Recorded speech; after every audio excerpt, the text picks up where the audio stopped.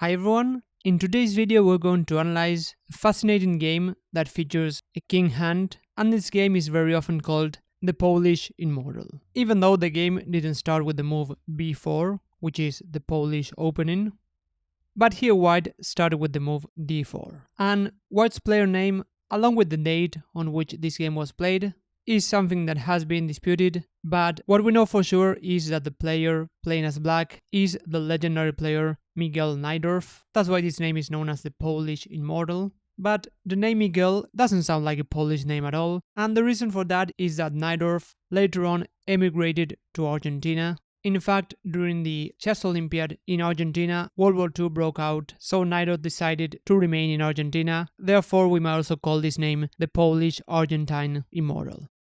So here Najdorf continued with the move f5, going for the Dutch defense. This has an advantage of controlling the e4 square. On the other hand, this might weaken black's king, since this diagonal is now open.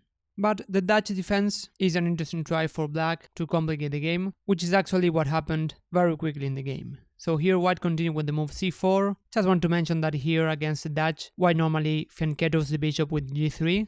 This is a very common idea for white, but c4 is still perfectly playable. And after knight to f6 and knight to c3, here black played the move e6. g6 fianchettoing the bishop is another very common idea for black, but e6 also makes a lot of sense, now planning to develop the bishop. And after knight to f3, we are still in the opening, black has many options. Bishop to b4 is a very common idea in this position, trying to pin this knight, which controls the e4 square. But here Najdorf decided to go for the move d5.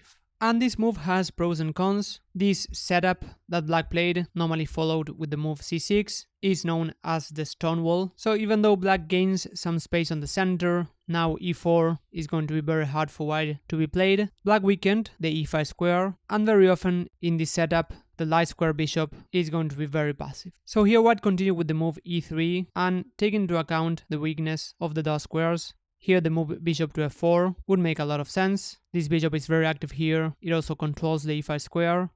But white played a fairly passive move, still playable, but white is not being very ambitious here. And after c6, bishop to d3 and bishop to d6, both sides castled. So far we have a very quiet position. And here in this position the logical follow-up I think would be something like b3, planning to activate this bishop, which is now very passive. For example, develop it to b2.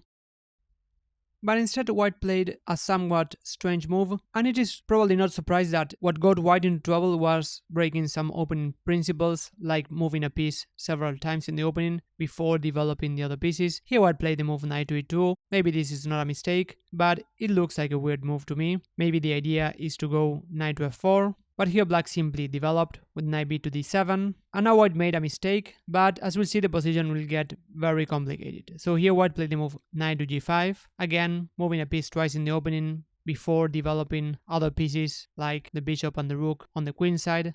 But this move has a concrete idea, which is to take this pawn e6. And here Najdorf, who was tactically a very strong player, played the move bishop takes h2, taking a pawn on h2 and giving a check. And here the main point is that after king takes and knight to g4, black gives a check, and then black will capture the knight on g5. For example, after king to g1 and queen takes g5, black simply ends up a pawn up. Now, I'm not sure if here white blundered this idea or if white wanted to play a very dark idea, because after the move king to h1, now the position becomes very complicated because there's pressure on the pawn on e6, and there might be an idea to trap the bishop with the move g3. For example, here black defends the pawn e6. Again, white cannot capture the bishop, or white can, but black simply gets the piece back after knight to g4. But here white might try something like g3, and now this bishop is being dropped. But here Najdorf, who was one of the best players of the world at his peak, he knew this idea that before defending, you must look for attacking moves, and this is what he did. Here he played the move knight to g4, attacking the knight on g5, and here white again played a very interesting idea and went f4. The point is that after taking on e6, this seems to be winning material, forking the queen and the rook. After queen to h4, black is simply getting a decisive attack. There's the simple idea just to move the bishop somewhere along this diagonal, or even go bishop to g1 and then queen to h2, giving a checkmate. So this is just a crushing position for black. But white found a way to keep the game going and even complicate the game after going f4, just defending the knight, and now we see that this bishop is going to be restricted, but Najdorf again found the best way to defend, which is to attack and went queen to e8.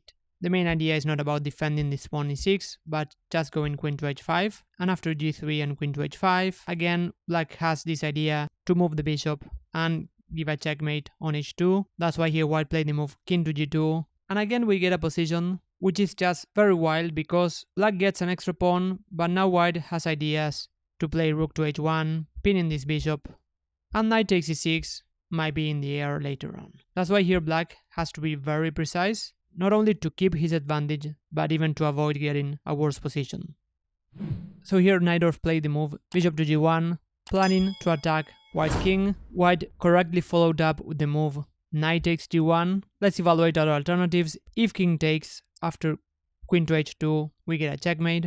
Or after rook takes g1, black simply forces a checkmate after queen to h2 and queen to f2. It doesn't matter whether the king goes to f1 or f3, queen to f2 is just a very nice checkmate.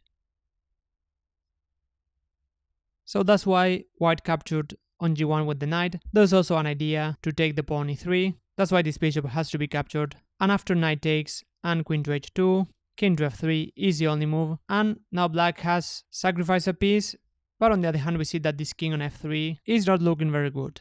But on the other hand, this is an all or nothing position because white might have ideas to consolidate, for example, go queen to c2, trying to invite this queen trade, and later on consolidate his position, thus keeping an extra piece. That's why here black has to be very careful, again, not only to keep the balance, but to avoid being a piece down with no compensation. Black has to play very active moves, and in this position black played the move e5, just planning to go e4.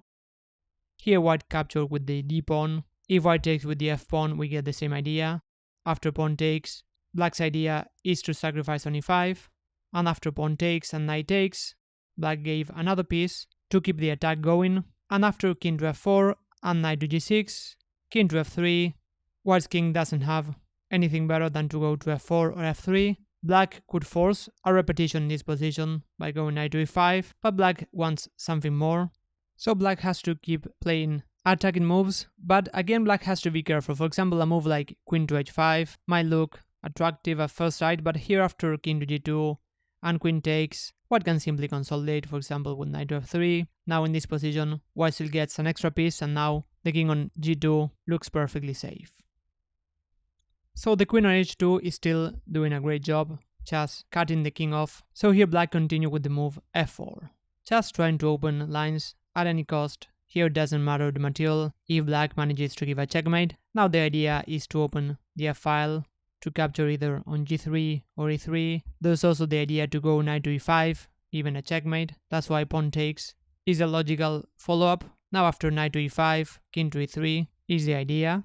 But here Najdorf played what I consider the nicest move in this game, which is the move bishop to g4. Again, another sacrifice. So it's the third piece that black sacrifices, just driving the king farther away. And the point is that after king takes, only now play the move knight to e5, given a check. The only move that white can play here is to take the knight on e5.